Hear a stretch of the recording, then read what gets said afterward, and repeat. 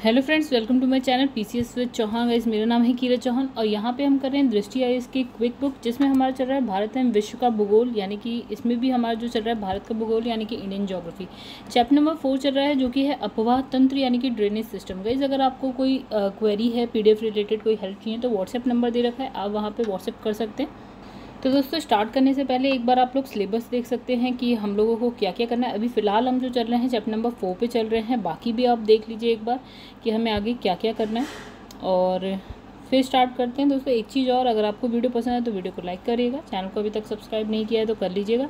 चलिए अब स्टार्ट करते हैं, जितना हम लोगों ने किया था उससे आगे का। तो गाइस देखिए, अब जो हम नेक्स्ट करने जा रहे हैं वो है गंगा नदी अपवाह तंत्र, यानी कि हमने इंडस कर लिया था, अब हम गंगा करेंगे एंड देन फिर हम करेंगे ब्रह्मपुत्र।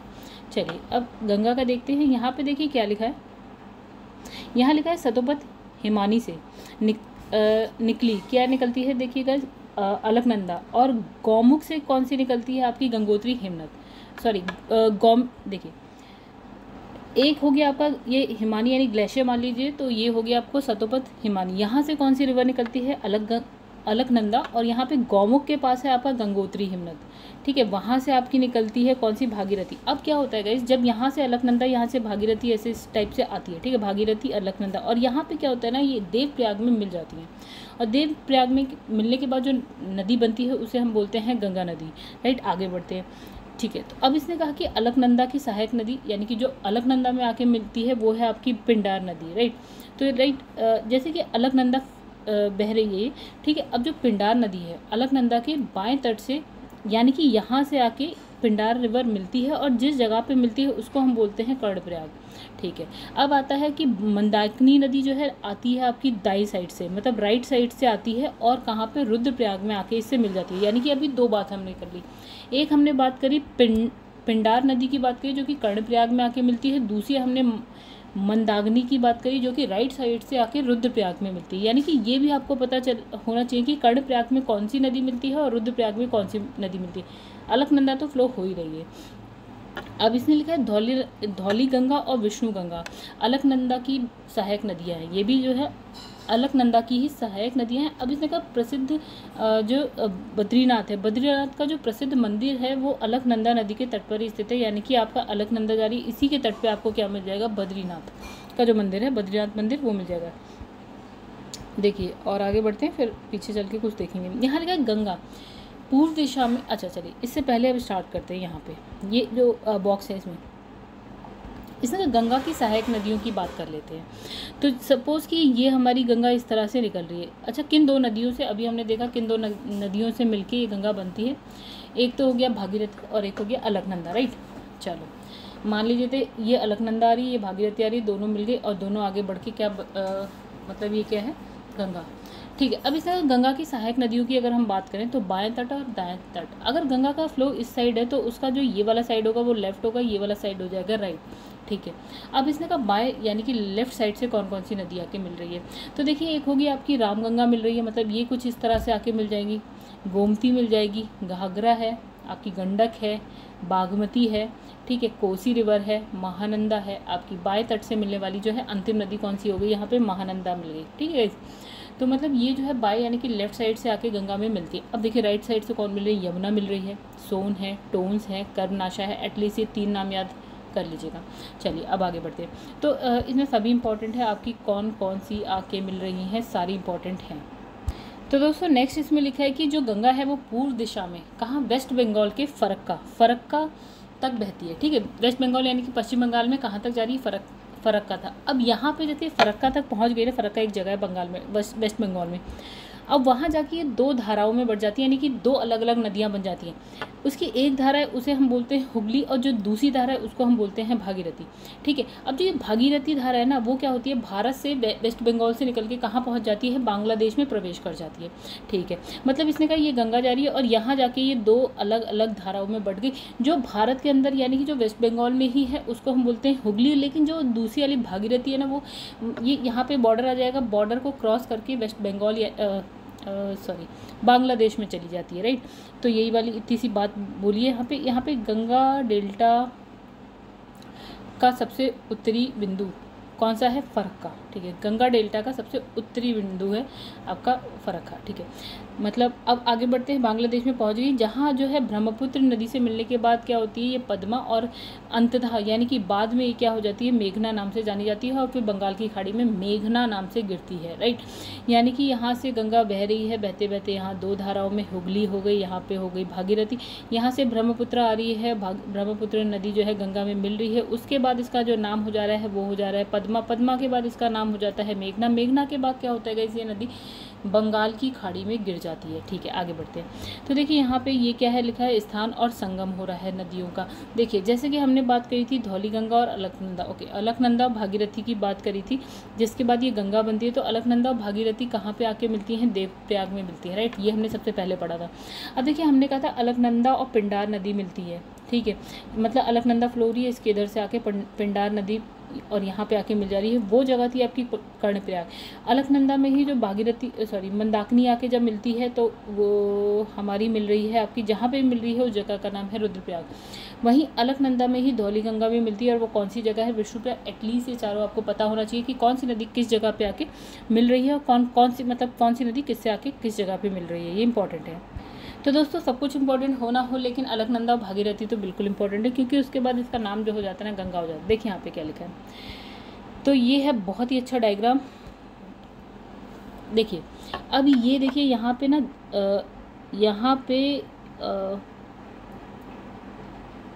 ये बह रही है आपकी, नहीं गाइस, हाँ, ये जो नदी है वो आपकी है आपकी अलकनंदा रिवर, राइट, जो नीली, जो सबसे मोटी नीली वाली है अलकनंदा, ठीक है। अब इसने कहा कि धौलीगंगा विष्णुप्रयाग में धौलीगंगा रिवर विष्णुप्रयाग में अलकनंदा से मिल जाती है, राइट। फिर उसके बाद यहाँ इसने कहा मंदाकिनी, मंदाकिनी जो है आपका नंदप्रयाग में आके, मंदाकिनी नहीं गए थे, मंदाकिनी नंदप्रयाग में आके कहाँ पे, अलकनंदा से मिलती है। पिंडर रिवर जो है आपका कर्णप्रयाग में अलकनंदा से मिल जाती है। ये रहा मंदाकिनी, मंदाकिनी जो है आपका रुद्रप्रयाग में आके अलकनंदा से मिल जाती है, ठीक है। ये चार बातें हमने कर ली, ठीक है। अब एक और चीज़ देखते हैं, इसने कहा अलकनंदा के ही तट पे आपको बद्रीनाथ मंदिर मिल जाएगा, ठीक है। मंदाकिनी के स्टार्टिंग में जो यहाँ पे देख रहे हैं ना केदारनाथ से, इधर से निकल के आती है मंदाकिनी, केदारनाथ, राइट। अब चलिए इतनी बात हो गई, हम अलकनंदा की बात करें। अलकनंदा में जो जो नदियाँ मिल रही थी मिल गई। अब अलकनंदा और भागीरथी, ये कहाँ से आ रही है, भागीरथी गई गंगोत्री से आ रही है, ठीक है। तो भागीरथी और अलकनंदा आके देवप्रयाग में मिल जाती हैं, और इसके बाद इसका नाम हो जाता है गंगा रिवर। अब गंगा रिवर कहीं आगे जाके देखिए यमुना रिवर जो है आके कहीं जाके गंगा से मिलती है। तो यमुना कहाँ से निकलती है, यमुनोत्री से निकलती है, यमुनोत्री ग्लेशियर से निकलती है, और आगे कहीं जाके ये क्या बाद में गंगा से मिल जाएगी। तो वैसे ये डायग्राम बहुत ही अच्छा है अगर समझने के लिए, तो इसको रटना जरूर, बहुत बहुत प्यारा डायग्राम है, और आपको इतनी बातें तो पता होनी चाहिए कि कौन सी नदी कहाँ आके मिली। चलिए आगे बढ़ते हैं। इसने कहा गंगा के दाएं और बाएं तट से जो है अनेक सहायक नदियाँ आकर मिलती हैं, जिसमें यमुना नदी सबसे बड़ी नदी है, और जो कहाँ बंदरपुर चोटी यानी कि बंदरपुर चोटी के यमुनोत्री हिमनद यानी कि ग्लेशियर से निकलती है। और प्रयागराज में कहाँ, प्रयागराज यानी कि जो पहले इलाहाबाद था उसमें जो है गंगा से दाएं तट से यानी कि राइट साइड से होकर मिल जाती है। सोन भी जो गंगा से है ना राइट साइड से होकर मिलती है। मतलब इसने कहानी ये बताई कि बंदरपुर के पास है आपका यमुनोत्री ग्लेशियर, यहाँ से आपकी यमुना रिवर निकलती है, और जब यमुना रिवर निकलती है तो ये क्या है गंगा फ्लो हो रही है, यहाँ पे जाके कहीं पे प्रयागराज यानी कि इलाहाबाद में जाके क्या हो रहा है गंगा नदी से मिल जा रही है। इसने एक और बात कही, इसने कहा हाँ, और ये कहाँ से मिली, देखिए दाएं तट पे मिली, राइट साइड से मिल रही है, ठीक। अब इसने कहा जो आपका सोन रिवर है ना ये भी गंगा से राइट साइड से ही मिलती है। अब लिखा है चंबल, सिंध, बेतवा, केन, ये नदियाँ क्या है यमुना के दाएं तट की प्रमुख सहायक नदी है, यानी कि ये गंगा है, ये यमुना मिल रही है, और इसका दाएं तट ये वाला साइड है। अब यहीं पे कौन कौन सी है, चंबल भी यहीं मिलती है, और सिंध है, बेतवा है, केन ये यमुना से मिलती है, राइट। अब इसने कहा कि चंबल की सहायक नदी है बनास, काली, सिंध, कुनो, ये सब है, ठीक है। बनास की सहायक नदी है खारी, और क्या है आपका धुंध। गाइस बहुत थोड़ा सा आपको लगेगा कि बहुत हौच पौच हो गया, हौच पौच नहीं हो गया, चलिए इसे समझते हैं, ठीक है। तो इसे थोड़ा सा छोटा कर लेते हैं डायग्राम को, ताकि हमारे पास जगह हो डायग्राम बनाने की, ठीक है। अब देखिए इसने क्या बोला, इसने कहा ये तो गंगा रिवर है, फिर ये आपकी यमुना रिवर है, यमुना के दाएं तट से कौन मिल रही है, यहाँ पे चंबल है, फिर यहाँ पे आपका सिंध मान लेते हैं, यहाँ बेतवा मान लेते हैं, यहाँ केन मान लेते हैं, राइट, यानी कि ये वाली नदियाँ मिल रही है। अब यहाँ जो चंबल है ना सबसे पहली वाली चंबल, तो चंबल की भी सहायक नदियाँ हैं कुछ, जैसे चंबल की सहायक नदी हो गई जैसे आपकी एक बनास हो गई, काली हो गई, काली सिंध हो गई, कुनो है, ठीक है। अब ये जो बनास है ना यानी कि ये वाली, इसमें ये वाली जो है इसकी सहायक नदी एक है खारी हो गई, एक है आपकी धुंध हो गई, ये हो गया। इसने इस तरह से बता दिया। आगे बढ़ते हैं। अब इसने कहा कोसी, कोसी गंगा के बाएं तट से मिलती है। मतलब इसने कहा ये जो गंगा रिवर है उसके बाएं तट पे कौन सी मिलती है, आके कोसी मिलती है। इसके द्वारा क्या है इसके द्वारा अपने नदी मार्ग के अधिक कटाव और क्या है मार्ग परिवर्तन के कारण क्या होता है बिहार का शोक कहते हैं। क्यों? क्योंकि इसकी वजह से बिहार में क्या आती है, बाढ़ आती है। मतलब इसने बोला चल रही है अचानक से अपना मार्ग परिवर्तित कर देगी। अब यहाँ पे जो पानी नहीं आना चाहिए था, जो आगे से चले जाना चाहिए था, वहाँ पे क्या हो जाता है, बाढ़ आ जाती है। इसलिए हम, और बिहार में होता है ये काम, तो इसे हम क्या बोलते हैं, बिहार का शोक कहते हैं। अब इसने कहा गोमती, घाघरा, फिर गंडक, ये गंगा के बाएं तट से आके मिलने वाली अन्य सहायक नदी हैं। यानी कि गंगा फ्लो गोमती, घाघरा, गंडक, कोसी ऐसे आती है। ठीक है, अब यहाँ पे कुछ लिखा है, देखते हैं। इसमें लिखा है वितरिका, मुख्य नदी से मिलने वाली छोटी नदी जो उसमें नहीं मिलती, जैसे हुगली। क्या लिखा है इसे, मुख्य नदी से निकलने वाली। ओके। इसने कहा जैसे मुख्य नदी यानी कि गंगा, जैसे गंगा रिवर थी, ठीक है, तो जैसे ये गंगा रिवर है, इससे एक छोटी सी नदी निकल जाती है, ठीक है, जो उसमें नहीं मिलती, अलग से निकल जाती है, जैसे कि आपकी हुगली। ठीक है, मतलब मेन तो गंगा जा ही रही है, लेकिन इसमें से एक छोटी सी नदी निकल गई, वो होती है आपकी वितरिका। ठीक है, दूसरे से लिखा है सहायक नदी, जो उस मुख्य नदी में आके मिल जाती है। ठीक है, जैसे लिखा मुख्य नदी में मिलने वाली जो नदी जिसका आधार तल मुख्य नदी से क्या होता है, ऊंचा होता है, जैसे कि यमुना और सोन। अगर ये मुख्य नदी यमुना आके मिली, सोन आके मिली, अब इसका जो आधार तल है वो देखिए ऊंचा होगा, तभी तो आके आते करके नीचे की तरफ गंगा में आके मिली। अच्छा, अब आगे बढ़ते हैं। इसने कहा दामोदर हो गई, हुगली। हाँ, अब जैसे ये गंगा फ्लो हो रही थी, यहाँ से हुगली निकल गई, अब दामोदर नदी हुगली में आके मिलती है। ठीक है, यानी कि ये वाली तो हुगली थी और ये हो गई आपकी दामोदर नदी, ये हुगली से आके मिलती है। देखिए, दामोदर नदी क्या है, हुगली के दाएं तट की एक प्रमुख नदी है और इसे बंगाल का शोक कहते हैं। देखिए, अब दो बातें हो गई, एक हमने पढ़ी कोसी रिवर, कहाँ गई, एक हमने पढ़ी कोसी रिवर, एक यहाँ पे हम पढ़ रहे हैं दामोदर रिवर। तो कोसी रिवर बिहार का शोक, यानी कि बिहार में इसकी वजह से बाढ़ आती है। दामोदर नदी बंगाल का शोक, यानी कि बंगाल या वेस्ट बंगाल कह लीजिए, तो दामोदर नदी की वजह से बंगाल में बाढ़ आती है, इसलिए इसको इसका शोक बोला है।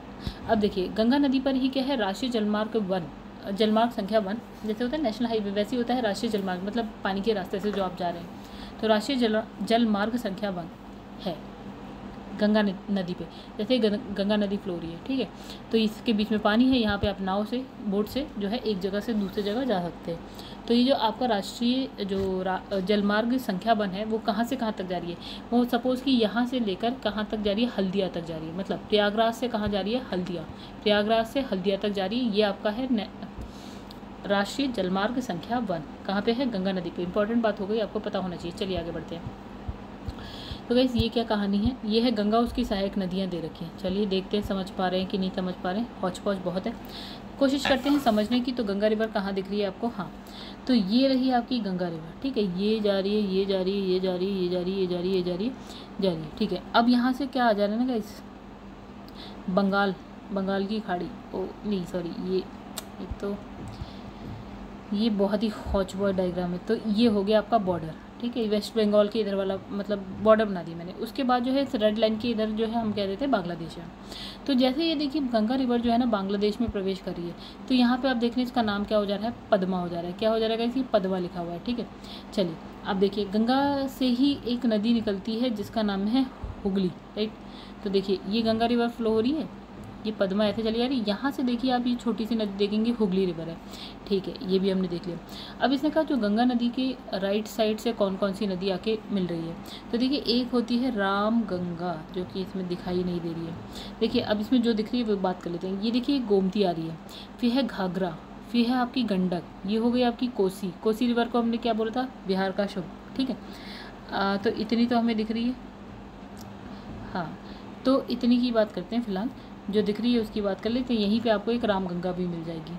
ठीक है, चलिए छोड़िए, आगे बढ़ते हैं। अब हम बात करेंगे इसके जो लेफ़्ट साइड से आके मिलती है, गंगा फ्लो हो रही है, तो इसके लेफ़्ट साइड से देखिए ये यमुना जा रही है, तो यमुना रिवर आके यहाँ पे मिल रही है। ठीक है, एक इलाहाबाद यानी कि प्रयागराज में मिल रही है। ठीक है, हम कहते हैं सोन रिवर भी मिलती है ऐसी जाके, तो ये देखिए आपकी सोन रिवर मिल रही है, ये सोन है देखिए। ठीक है, और ये पटना के आसपास मिल रही है। ठीक है, एक है यहाँ पे चंबल, ये देखिए चंबल जा रही है, यमुना में मिलती है चंबल। ठीक है, और बेतवा, यमुना में मिलती है बेतवा। ठीक है, टोन्स टोन्स रिवर आपकी जा रही है यहाँ पे, ये देखिए टोन्स लिखा है, ठीक है। ठीक है, आगे बढ़ते हैं। तो टोन्स तो गंगा की है, ठीक है। मतलब चंबल की सहायक नदी में देखिए यहाँ पे, सॉरी यमुना की सहायक नदी में है चंबल, और यहाँ लिखा है बेतवा, दो तो यहाँ पे दे रखी है। अच्छा, और क्या बात करें, एक बात ये करते हैं, देखिए गाइस यमुना, तो अभी आपने देखा था कितनी बारिश थी, और इससे क्या है, दिल्ली में यमुना की वजह से बहुत सारा पानी भर गया था। यमुना के किनारे पे जैसे आपका नई दिल्ली है, आपका आगरा है, आपका भाई इतना ही दे रखा है फ़िलहाल तो। और हम क्या बात करें, बेतवा रिवर तो चलिए यमुना की है, यहाँ पे भोपाल मिल जाएगा। भोपाल का है गाइस, MP में है। चलिए, एक जो है चंबल की सहायक नदी यहाँ पे बनास दे रखी है। और हमने कोई और एक चीज़ और देखते हैं गाइस, जैसे कि यहाँ पे ग्लेशियर है, ठीक है। ये सब आपको सफ़ेद सफ़ेद दिख रहे हैं, सब बर्फ़ के पहाड़ हैं, यहीं से बह बह के मतलब पिघलते हैं और इसकी वजह से पानी बहता हुआ आता है। तो गाइस यहाँ से ना नदी, जैसे अगर हम बात करें गंडक की या कोसी की बात करते हैं, तो देखिए कोसी ना यहाँ से बहती जाती है, फिर देखिए नेपाल से होती हुई फिर भारत में एंट्री मारती है, ठीक है। वैसी गंडक भी देखिए नेपाल से होती हुई भारत में एंट्री मारती है। फिर घग्गर भी देखिए यहाँ से ऐसे ऐसे आती है, तो भारत में, नेपाल से होती हुई भारत में एंट्री मार रही है। तो ये चीज़ भी आपको पता होनी चाहिए कि ये नदियाँ जैसे नेपाल से होती हुई आ रही हैं, ठीक है। चलिए अब आगे बढ़ जाते हैं। तो अब इसमें लिखा है गंगा नदी से संबंधित विशेष तथ्यों की बात कर लेते हैं। इसके अगर हम गंगा की लंबाई की बात करें तो वो है 2500 कहते हैं वैसे तो, मतलब आसपास बोलो 2500 नहीं तो 2525 किलोमीटर है। और ये इसका जो मुहाना है वो क्या है, बंगाल की खाड़ी, यानी कि बंगाल की खाड़ी में जाके गिरती है ये। भारत की नदियों में सबसे बड़ी नदी अपवाह तंत्र किसका है, गंगा नदी का सबसे बड़ी नदी यही है। 2008 में क्या होता है, गंगा नदी को जो है राष्ट्रीय नदी का दर्जा दे दिया गया 2008 में, ठीक है, इंपॉर्टेंट बात। 2017 में उत्तराखंड उच्च न्यायालय, यानी कि जो उत्तराखंड का हाई कोर्ट है, उसने गंगा और यमुना नदी को क्या बोला, जीवित मानव का दर्जा दे दिया। किसने, उत्तराखंड हाई कोर्ट ने, ठीक है। गंगा नदी के किनारे जो है बसा सबसे बड़ा शहर कौन सा है, कानपुर है, ठीक है। फिर उसके बाद है गंगा नदी अपने प्रवाह क्रम में निम्न नामों से जानी जाती है। देखिए अगर हम बात करें उत्तराखंड, उत्तर प्रदेश, बिहार, झारखंड, वेस्ट बंगाल, वैसे ही हमने बात करा भारत में जब भी बहती है इसको हम बोलते हैं गंगा, ठीक है।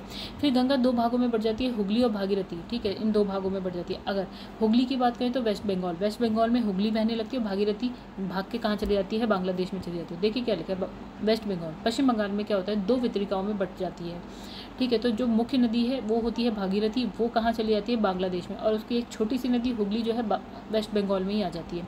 और अभी हमने देखा था जब हुगली वेस्ट बंगाल में रहती है तो इससे जाके कौन सी मिलती है, दामोदर नदी मिलती है। अब बात करते हैं पद्मा। देखिए जब वेस्ट बंगाल में गंगा चली जाती है, यानी कि भागीरथी जो है वेस्ट बंगाल में चल रही होती है, तो उसके बाद क्या होता है, प्रवेश करने के बाद इसका नाम क्या हो जाता है, वो हो जाता है पद्मा। मेघना की बात करें तो देखिए जो ब्रह्मपुत्र नदी है ना, जैसे यहाँ से पद्मा जा रही है, यहाँ से ब्रह्मपुत्र आती है, तो जो ब्रह्मपुत्र नदी है वो क्या, उसका नाम क्या हो रहा है यहाँ पे, जमुना। जमुना से मिलने के बाद क्या हो जाती है, ये दो हो जाती है मेघना हो जाती है, ठीक है। और ये बाद में मेघना नाम से ही गंगा, देखिए गंगा बंगाल की खाड़ी में नहीं गिरी, ये मेघना नाम से गिरती है बंगाल की खाड़ी में। देखिए फिर से समझिए, ये है आपका, यहाँ पे है बांग्लादेश, ठीक है, ये है आपका बांग्लादेश, यहाँ इंडिया, और इंडिया में भी क्या चल रहा है, हमारा वेस्ट बंगाल चल रहा है। गंगा नदी आई, दो भागों में बट गई यहाँ पे, ये वाली हो गई आपकी हुगली और ये वाली हो गई आपकी भागीरथी। भागीरथी जैसे ही वेस्ट बंगाल में एंट्री मारती है तो वो हो जाती है पद्मा। पद्मा जब जमुना से आके मिलती है, जमुना यानी कि ये जो है आपकी ब्रह्मपुत्र नदी को बाद में जमुना बोल देते हैं, तो जमुना और पद्मा जब मिल जाती है तो मेघना बन जाती है, और मेघना जाके कहाँ, बंगाल की खाड़ी में गिर जाती है। इतनी सी बात है, याद कर लीजिएगा। यमुना नदी उत्तर प्रदेश के कुल 19 जिलों से होकर बहती है। अब एक चीज़ और गाइस, यहाँ पे देखिए गंगा नदी कौन कौन से राज्यों से बह रही है, तो ये हो गया आपका उत्तराखंड, उसके बाद है उत्तर प्रदेश, फिर है बिहार, बिहार का ही पार्ट था पहले झारखंड, और फिर वेस्ट बंगाल, फिर ये चली जाती है बांग्लादेश में, ठीक है। यमुना नदी उत्तर प्रदेश के कुल 19 जिलों से होकर बहती है, ठीक है। गंगा नदी क्या उत्तर प्रदेश में ही 19 जिले, ठीक है, बड़ी बात है। फिर गंगा नदी उत्तर प्रदेश के कुल जो है 28 जिलों से होकर गुजरती है। ये क्या लिखा है इस, अच्छा ये यमुना नदी का लिखा है, ये गंगा नदी का लिखा है। 28 जिलों से होकर उत्तर प्रदेश में बहती है, और ये जो है बिजनौर जिले से प्रवेश करके बलिया जिले से बाहर निकलती है। यानी कि अगर हम उत्तर प्रदेश ऐसे बना देते हैं तो जो एंट्री मारेगी वो वाला ज़िला है आपका बिजनौर, और जो एग्जिट करेगी यहाँ से तो ये वाला ज़िला है आपका बलिया, ठीक है। चलिए अब हमने देखिए इंडस पढ़ लिया, यानी कि हमने पढ़ लिया सिंधु नदी पढ़ लिया, उसका अपवाह तंत्र पढ़ लिया, हमने गंगा का पढ़ लिया। अब हम पढ़ेंगे आपकी ब्रह्मपुत्र नदी का। तो देखिए जब आप भारत बनाते हैं ना इस तरह से ऐसे बनता है, तो ये वाला पार्ट हो गया तिब्बत, ये हो गया हमारा इंडिया, ऊपर वाला पार्ट हो गया तिब्बत। तिब्बत में यहाँ की अगर हम बात करें तो गाइस यहाँ पे क्या है, यहाँ पे है कैलाश श्रेणी, यहाँ पे है कैलाश श्रेणी मान लेते हैं यहाँ पे। और कैलाश श्रेणी में है क्या, मानसरोवर झील, कैलाश श्रेणी में मानसरोवर झील। तो इसने कहा मानसरोवर झील के पास कैलाश श्रेणी के कहाँ पे, चेमा युंगडुंग हिमानी यानी कि चेमा युंगडुंग ग्लेशियर से निकलती है आपकी ब्रह्मपुत्र नदी। ठीक है, अब ये तिब्बत में जब बह रही होती है ना तो इसका नाम ब्रह्मपुत्र नहीं होता है, तब इसका नाम होता है सांगपो। ठीक है, तो ये सांगपो के नाम से बहती हुई इस तरह से जा रही है। ठीक है, तो मतलब ये भारत है, यहाँ से निकल रही है और इस तरफ जा रही है। ठीक है, तिब्बत में। अब इसने कहा है इसके दाएं तट मतलब दाईं ओर की सबसे प्रमुख नदी कौन सी है, इसका नाम है रांगो सांगपो। ठीक है, तो ब्रह्मपुत्र का नाम क्या है, सांगपो तिब्बत में, और इसके दाएं तट पे मुख्य नदी होगी आपकी रांगो सांगपो। ठीक है, एक जैसा नाम है। अब इसके बाद क्या होता है आपका, सिंटेक्सियल बैंड के सहारे क्या होता है, नामचा बरवा के निकट मध्य हिमालय की को काटती हुई ये क्या होता है, यांग्याप दर्रे के द्वारा दक्षिण दिशा में मुड़कर यू टर्न लेते हुए भारत के अरुणाचल प्रदेश में प्रवेश करती है, जहाँ इसको हम बोलते हैं सियांग दिहांग नाम से जानते हैं। सियांग या दिहांग आप कह सकते हैं, इस नाम से जानते हैं, मतलब सांगपो रिवर। जैसे ही देखिए अब हम आ जाते हैं इधर से पूर्वोत्तर राज्यों में। ठीक है, तो ये वाला होता है आपका अरुणाचल प्रदेश। तो इस तरह से ब्रह्मपुत्र आती है, यू टर्न लेती है और अरुणाचल प्रदेश में घुस जाती है। तो जब ये अरुणाचल प्रदेश में घुसती है यानी कि यू टर्न लेने के बाद, तो इसका नाम देखिए क्या लिखा है, सियांग अथवा दिहांग कहते हैं। ठीक है, चलिए अब इसने कहा जो दिबांग है तथा दिबांग और लोहित नदी के बाएं तट से मिलने के बाद, ठीक है, ये बह रही है आपकी ये सियांग दियांग या ब्रह्मपुत्र, जो कि अरुणाचल प्रदेश में सियांग दियांग नाम से जानी जाती है। ठीक है, अब इसने कहा दिबांग और लोहित नदी, तो जब ये जा रही है तो इसका लेफ्ट साइड कौन सा है, ये वाला साइड है लेफ्ट साइड। तो इससे आती है, एक मिलती है दिबांग, एक मिलती है लोहित नदी। उसके बाद क्या है, ठीक है, ये जब मिल जाती हैं बाएं तट से तो उसके बाद इसका नाम क्या हो जाता है, देखिए यहाँ पे क्या लिखा है, ब्रह्मपुत्र नाम हो जाता है। ठीक है, इतनी सी बात। तो इसने कहा यांग यप्पो दर्रे से दक्षिण दिशा में मुड़ जाती है, यू टर्न लेती है, अरुणाचल प्रदेश में एंट्री मारती है और सियांग दियांग नाम से जानी जाती है। और दिबांग और लोहित नदी जब उसके बाएं तट पे मिल जाती है तो इसका नाम हो जाता है ब्रह्मपुत्र।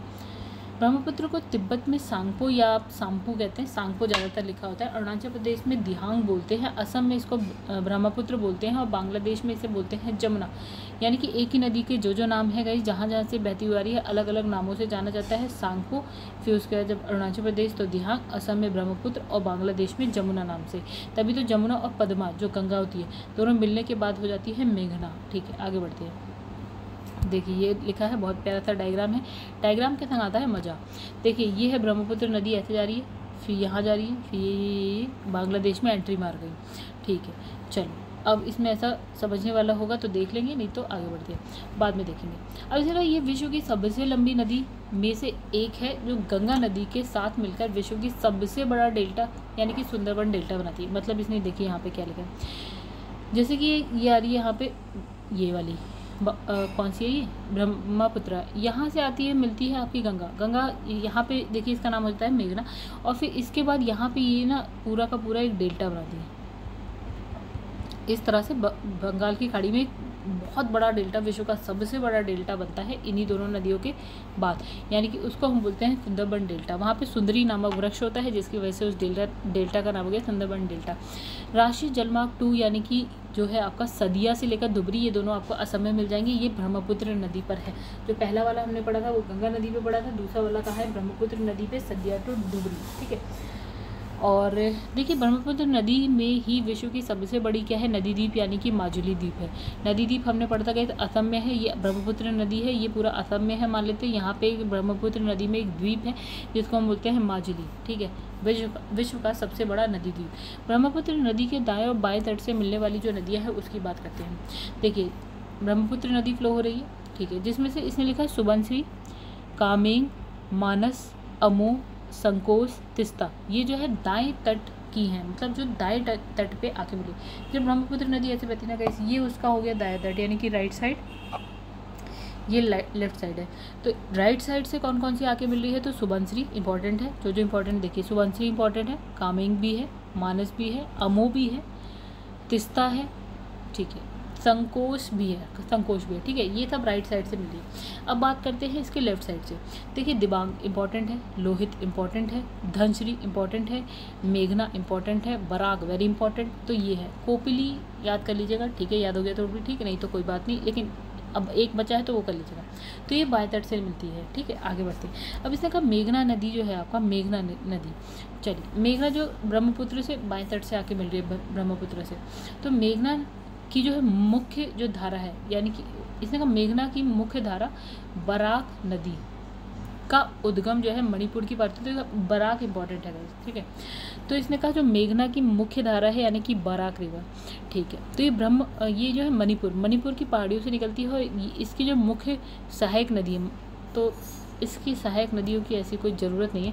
माकू, तरंग, तुईवई, जीरी, तो कैसे इसकी सहायक नदियों की खास कोई ज़रूरत नहीं है। इस यहाँ ये समझिए मेघना जो है, मेघना रिवर है, उससे आके बराक मिलती है और जो बराक रिवर है उसका उद्गम कहाँ है, मणिपुर की जो पहाड़ियाँ हैं। यानी कि जब आप ऐसे करके बनाते हैं तो देखिए ये आपका अरुणाचल प्रदेश है, उसके बाद यहाँ पे आता है नागालैंड के बाद यहाँ आता है मणिपुर से ऐसे करके बराक रिवर निकलती है, ठीक है। तो ये हो गया। इसने कहा लोहित नदी जो है ना उसको खूनी नदी भी कहा जाता है। ये एक क्वेश्चन सा बन गया, इंपॉर्टेंट हो गया। अब इसने कहा जो अगर हम भारत में जो नदी द्रोणी है उसको घटते क्रम में निकले, मतलब सबसे बड़ा किसका है, उससे छोटा नदी द्रोणी किसकी है, उससे मतलब जो वो अपोहा क्षेत्र मान लीजिए पूरा। तो इसने कहा कौन सा सबसे बड़ा है, तो गंगा सबसे बड़ा। सेकंड नंबर पे आती है सिंधु, फिर आती है गोदावरी, फिर है कृष्णा, फिर है ब्रह्मपुत्र, महानदी। ये बहुतों को नहीं पता होगा, एटलीस्ट आपको पता होना चाहिए। गंगा, सिंधु, ठीक है।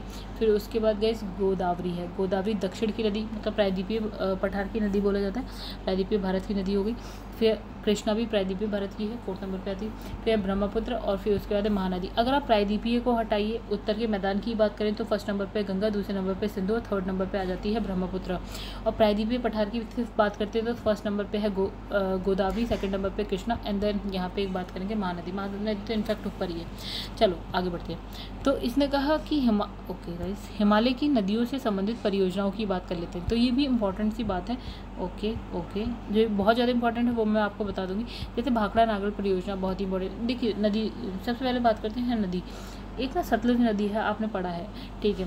हिमाचल प्रदेश में बह रही है, पंजाब में है, राजस्थान में, हरियाणा, मतलब हरियाणा राजस्थान में सतलुज नहीं है। यहाँ से एक नदी, इससे नहर निकली है जिसको हम बोलते हैं इंदिरा गांधी नहर, ठीक है, जो राजस्थान तक जाती है। तो सिंचाई विचाई के लिए इंपॉर्टेंट है ही, ठीक है। तो देखिए, तो सतलुज नदी संबंधित नदी है किसकी, भाखड़ा नागल परियोजना की, ठीक है। और आपने जगह भी देख ली, हिमाचल प्रदेश है, पंजाब हरियाणा है और राजस्थान तक जा रही है, जो कि इंदिरा गांधी नहर इसी नदी से निकल रही है, राइट। अब दूसरा देखिए सतलुज और ब्यास की बात करते हैं। तो यहाँ पे देखिए इंदिरा गांधी परियोजना, ये भी पंजाब हरियाणा और राजस्थान की हो गई, ठीक है। क्योंकि ये क्या होता है, सतलुज नदी में जब ब्यास नदी आके मिलती है ना पंजाब में, तो एक हरिके नामक के स्थान पे मिलते हैं, तो वहाँ पे हरिके बराज है, वहीं से एक नहर निकलती है जिसका नाम है इंदिरा गांधी नहर। तो ये यहाँ इसकी बात हुई। तो पंजाब हरियाणा और राजस्थान। अब देखिए ब्यास नदी, ब्यास में बात करें तो पोंग परियोजना है जो कि हिमाचल प्रदेश की है, ठीक है। ब्यास नदी आपको हिमाचल में मिलेगी, हिमाचल प्रदेश में पोंग परियोजना, ठीक है। फिर है रावी रिवर की बात है, चमेरा परियोजना, ठीक है। रावी रिवर पे है हिमाचल प्रदेश में चमेरा परियोजना। फिर है यहाँ पे रावी रिवर पे पंजाब जम्मू कश्मीर में थीम परियोजना, ठीक है। फिर यहाँ सतलुज नदी है, सतलुज नदी हिमाचल प्रदेश में नापथा झाकरी परियोजना, तो इंपॉर्टेंट है गाइस, नापथा झाकरी इंपॉर्टेंट होगी। सलाल परियोजना चेनाब नदी पे है जम्मू कश्मीर में। फिर है बगलीहार, तो इंपॉर्टेंट हो गई, ठीक है, बगलीहार भी इंपॉर्टेंट है। दुलहस्ती भी इंपॉर्टेंट है, ये सब चेनाब नदी पे है और कहाँ पे है, जम्मू कश्मीर में, ठीक है। उसके बाद झेलम नदी की बात कर लेते हैं, जम्मू कश्मीर में कौन कौन सी है, तुलबुल, उरी, दोनों इंपॉर्टेंट है। चलो उत्तराखंड आ जाते हैं। तो उत्तराखंड में अगर हम बात करें तो भिलांगना और भागीरथी नदी पर की परियोजना है टिहरी, इंपॉर्टेंट है उत्तराखंड में। फिर इसमें रामगंगा नदी, उत्तराखंड में रामगंगा परियोजना, ये भी इंपॉर्टेंट है उत्तराखंड में। अब देखिए उत्तराखंड और नेपाल की बात करते हैं। तो यहाँ पे रिवर बहती है, इन दोनों के बॉर्डर पे है काली, यानी कि शारदा रिवर बहती है। यहाँ पे है टनकपुर परियोजना, ये भी ठीक ठाक है, इंपॉर्टेंट है, पढ़ लीजिएगा। उत्तर प्रदेश, बिहार, नेपाल की बात कर लेते हैं। तो गंडक नदी पर गंडक नदी परियोजना है, वही नाम से ही परियोजना बन जाती है। तो गंडक नदी कहाँ कहाँ बह रही है ये आप देख लीजिए। देखिए उत्तर प्रदेश में हो गई, बिहार नेपाल में हो गई। तो इससे अब इसने कहा कि एक हो गया बिहार नेपाल की बात करते हैं तो कोसी रिवर, कोसी को हम बिहार का अशोक भी बोलते हैं, कोसी परियोजना। इसकी वजह से देखिए गाइस क्या हो रहा है, कोसी रिवर में जो पानी बहुत ज़्यादा हो जाता था और बाढ़ आ जाती थी, वो थोड़ी सी मतलब डैम वैम बनाने की वजह से थोड़ा सा वो चीज़ें कम हो गई हैं। अच्छा, एक हो गई उत्तर प्रदेश में रिहंद परियोजना, रिहंद नदी पर, ठीक है। उत्तर प्रदेश, मध्य प्रदेश, बिहार की अगर बात करें तो सोन नदी है, क्योंकि वो मध्य प्रदेश से होती हुई ऊपर की तरफ आती है, ठीक है। तो इसने कहा सोन रिवर है, और यहाँ पे है आपका बाण सागर परियोजना, ठीक है। इंपॉर्टेंट बात हो गई। अब इसमें मध्य प्रदेश और उत्तर प्रदेश की बात करते हैं। बेतवा नदी मध्य प्रदेश, राजस्थान की बात में चंबल नदी। चलिए, इसमें लिखा है माता टीला परियोजना, जो कि इंपॉर्टेंट है। बेतवा नदी पे मध्य प्रदेश उत्तर प्रदेश में होगी। चंबल परियोजना की बात करें, चंबल नदी पे मध्य प्रदेश राजस्थान की कहानी है ये। दामोदर घाटी परियोजना, दामोदर नदी पे झारखंड वेस्ट बंगाल की कहानी है। दामोदर नदी कुछ ऐसे बहती है, यहाँ पे झारखंड जाते हैं, यहाँ पे वेस्ट बंगाल आ जाता है, तो दामोदर घाटी परियोजना। फिर इसमें लिखा है मयूराक्षी नदी पे, ये जो झारखंड वेस्ट बंगाल का कहानी है, ये भी मयूराक्षी परियोजना है, नदी के नाम पे हो गया है। देखिए, एक गंगा नदी फरक्का परियोजना जो वेस्ट बंगाल में, ये अभी हमने पढ़ा भी था। फरक्का नामक स्थान पे जो गंगा नदी क्या होती है, आपका भारत छोड़ देती है, नहीं, दो भागों में बढ़ जाती है। एक तो हो गई भागीरथी और एक हुगली, हमने पढ़ा था अभी। फिर गाइस यहाँ पे देखिए चंबल नदी मध्य प्रदेश की बात करें अगर, तो यहाँ पे गांधी सागर परियोजना इंपॉर्टेंट है। चंबल नदी राजस्थान की बात करें तो जवाहर सागर परियोजना इंपॉर्टेंट है। यानी कि चंबल नदी मध्य प्रदेश और उसके बाद कहाँ जाती है, राजस्थान में जा रही है, ठीक है। तो यहाँ पे दो, अब ये याद रखिएगा, चंबल नदी में मध्य प्रदेश में कौन सी है, राजस्थान में कौन सी है। राजस्थान में जवाहर सागर है, मध्य प्रदेश में आपकी गांधी सागर है। अब उसके बाद है सतलुज नदी की बात करें, हिमाचल प्रदेश में तो कोलदाम परियोजना है, और हिमाचल प्रदेश में ब्यास नदी की बात करें तो मंडी परियोजना है, ठीक है। अब अरुणाचल प्रदेश कामेंग नदी की बात करें तो कामेंग जल विद्युत परियोजना है, इंपॉर्टेंट हो जाती है, ठीक है। फिर है बराक तुइवाई नदी की बात करें मणिपुर में तो तिपाई मुख जल विद्युत परियोजना हो जाती है। तिलैया परियोजना इंपॉर्टेंट है बराक नदी पे झारखंड में, ठीक है। बराकर नदी, सॉरी, बराक नदी तो आपकी मणिपुर उधर वाली है, यहाँ बराकर नदी की बात कर रहे हैं। तो गाइस यहाँ पे देखिए हमने बात करी थी हिमालय की नदियों की बात, जिसमें हमने क्या पढ़ा था, सिंधु नदी, इंडस नदी की बात करी थी। दूसरा हमने गंगा नदी की बात करी। तीसरा हमने ब्रह्मपुत्र नदी की बात करी। ये सब आ जाती है हिमालय की नदियों में। अब हम यहाँ पे देखेंगे ना प्रायद्वीपीय नदियों का अववाह तंत्र। तो प्रायद्वीपीय भारत कौन सा होता है गाइस, ये रहा आपका प्रायद्वीपीय भारत। ये यहाँ से जो ऐसे करके भारत होता है ना, ये नीचे वाला, ये प्रायद्वीपीय पठार है पूरा का पूरा भारत का। तो इसमें जो नदियाँ फ्लो हो रही हैं ना, हम अब इनकी बात करेंगे। जैसे आप यहाँ पे देख रहे हैं, ये गोदावरी नदी बह रही है, ये आपकी कृष्णा नदी बह रही है, आपकी कावेरी नदी बह रही है, ठीक है। इस तरह से जो इंपॉर्टेंट है वो प्रायद्वीपीय भारत की हम यहाँ पे बात करेंगे। तो यहाँ देखिए लिखा प्रायद्वीपीय भारत का पश्चिमी घाट अरब सागर और बंगाल की खाड़ी में गिरने वाली नदियों के मध्य एक प्रमुख जल विभाजक का जो है कार्य करता है। देखिए, ये हो गया भारत, ये हो गया पश्चिमी घाट, ये है बे ऑफ बंगाल, ये है अरब सागर, तो बीच में क्या है, पश्चिमी घाट। इन दोनों को अलग करने का काम कर रहा है, ये बोला इसने बस। तो इसने कहा प्रायद्वीपीय पठार का सामान्य ढाल पूर्व और दक्षिण पूर्व की दिशा में होने के कारण प्रायद्वीपीय भारत की अधिकांश नदियाँ जो है पश्चिमी घाट से जो है निकलने के बाद बंगाल की खाड़ी में गिरती है, और ये नदियाँ क्या है, डेल्टा का निर्माण करती है। मतलब इसने कहा प्रायद्वीपीय भारत को जब आप देखेंगे ना, तो वो कुछ इस तरह का है। मतलब ये इसका है पश्चिमी घाट, ये इसका है पूर्वी घाट, ठीक है। तो ऐसे करके पूर्वी घाट है, ठीक है। आप देख रहे हैं जो ढाल है पूर्वी घाट की तरफ ज़्यादा है, तो नदियाँ जो है पश्चिम से निकलती हैं, पूर्व की तरफ बह रही हैं, ठीक है। और कहाँ गिर रही हैं, यहाँ पे है बे ऑफ बंगाल, यानी कि बंगाल की खाड़ी में जाके गिरती है, ठीक है। इतनी सी बात बोली है। और यहाँ पे जब है पूर्वी घाट पे जब वो बे ऑफ बंगाल में गिरती हैं तो क्या बनाती हैं, डेल्टा बनाती हैं। मतलब जब आपकी नदी ऐसे करके बहती है तो यहाँ पे क्या बना देती है, डेल्टा बनाती है। यानी अपने संग मिट्टियाँ बहाती हुई लाती है, तो कहीं पे तो जाके छोड़ेगी, तो समुद्र से पहले ही जाके वहीं पे तटों पे छोड़े रहती है, थोड़ी आगे तक जगह बन जाती है, ठीक है। वो डेल्टा जैसा बन जाता है। चलो अब आगे बढ़ जाते हैं हम लोग। तो प्रायद्वीपीय भारत की नर्मदा और ताप्ती नदी जो है बंगाल की खाड़ी में ना गिर के कहाँ गिरती है, अरब सागर में गिरती है, क्योंकि ये दोनों नदियाँ जो है भ्रंत घाटी से होकर बहते हुए चलती हैं और ज्वार नदमुख का निर्माण करती है। नर्मदा ताप्ती नदी घाटियाँ जो है पुरानी रिफ्ट घाटी मानी जाती है, समझिए। इसने कहा जितनी भी नदियाँ हैं वो अब आपकी पश्चिम से जाती है, पूर्व की तरफ गिरती है, यानी कि बंगाल बे ऑफ बंगाल यानी कि बंगाल की खाड़ी में गिरती है, ठीक है। लेकिन दो नदियाँ अपवाद स्वरूप बात करेंगे, तो एक हो गई नर्मदा नदी जो इधर जाती है, और एक ताप्ती नदी जो इधर जाती है, और कहाँ जाके गिरती है, अरब सागर में जाके गिरती है, अपवाद है।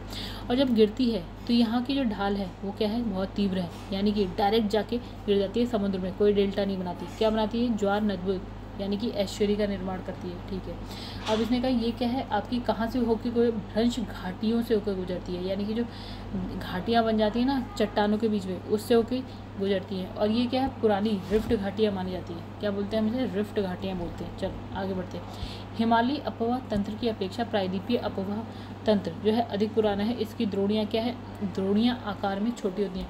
मतलब इसने कहा जो नदी का पूरा क्षेत्र है ना, जो सहायक नदी उसकी सहायक नदी आके मिल जाती है, जो पूरा क्षेत्र है इसका, ये छोटे छोटे होते हैं। प्रायद्वीपीय भारत में छोटे छोटे होते हैं। एक चीज़ अब इसने कहा जो प्रायद्वीपीय अपवाह तंत्र क्या है, अधिक पुराना है।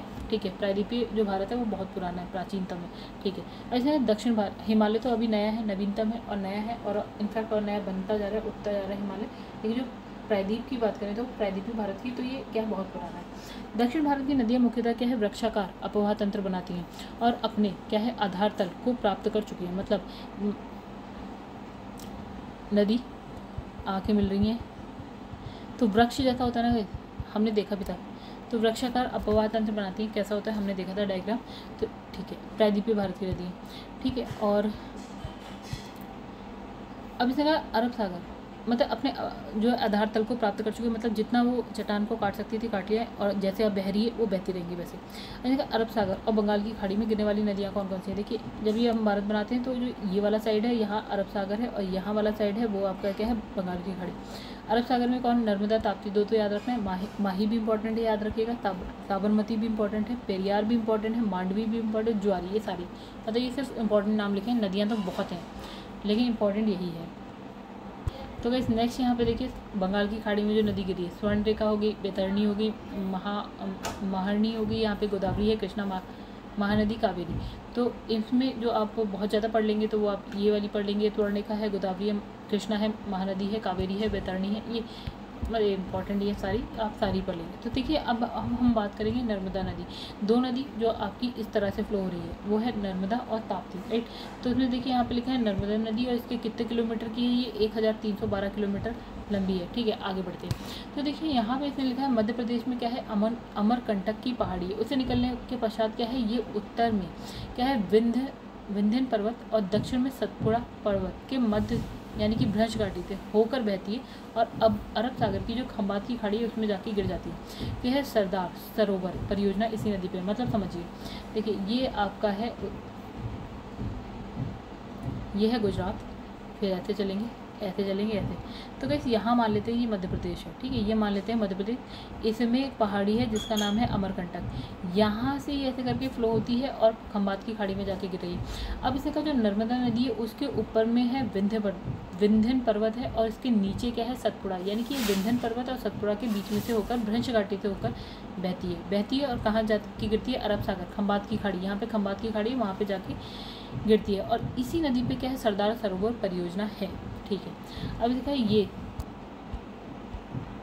तो नेक्स्ट यहाँ पे देखिएगा इसमें लिखा है जबलपुर। ठीक है, जबलपुर के पास क्या है, भेड़ाघाट में जो संगमरमर की शैल है उसको काटती हुई क्या करती है, ये एक वाटरफॉल बनाती है जिसका नाम है धुआंधार जलप्रपात। ठीक है, तो ये बात इंपॉर्टेंट हो गई, ये क्वेश्चन बन गया गाइस कि जो धुआंधार जलप्रपात है वो किस नदी पर है और कहाँ पे है, कहाँ, जबलपुर के पास है, किस नदी पे है, आपकी नर्मदा रिवर पे है। ठीक है, यहाँ पे लिखा है ओरसंग नर्मदा के दाएं तट से मिलने वाली एक नदी है। ठीक है, इसमें लिखा है तवा बंजर से जो है आपका इसकी सहायक नदी है।